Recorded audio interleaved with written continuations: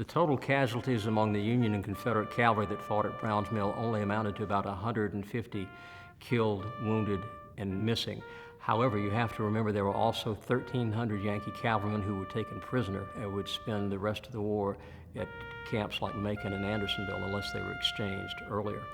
As cavalry battles go, even with only 150 killed and wounded on both sides, the Battle of Brown's Mill was regarded as a pretty bloody affair. The dead lay around us, on every side, singly and in groups and piles.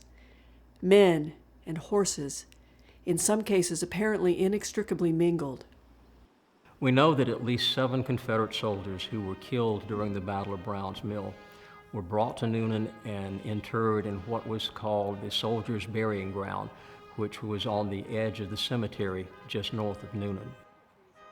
Most of the Union soldiers who were killed during the Battle of Brown's Mill were buried on the battlefield, sometimes exactly where they fell.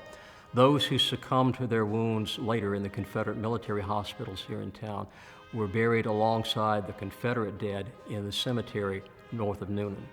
In the summer of 1867, the United States Army came back to Newnan to perform the grim task of disinterring the bodies of Union soldiers who were killed at the Battle of Brown's Mill and at other places during the course of McCook's raid.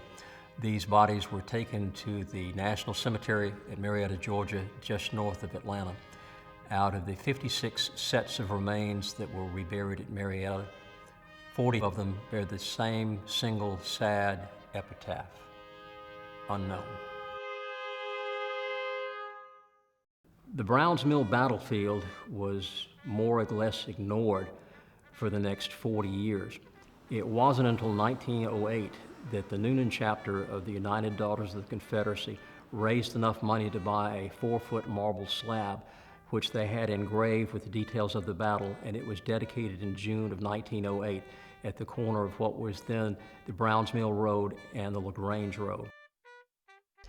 This is a 105-acre historic site set aside to preserve and protect the Brown's Mill battlefield, which is one of the biggest and the most important cavalry fights of the Atlanta campaign. The battle that took place here did not change the outcome of the Atlanta campaign, but it did change the way the Atlanta campaign was fought, and that's why it's worthy of preserving and protecting.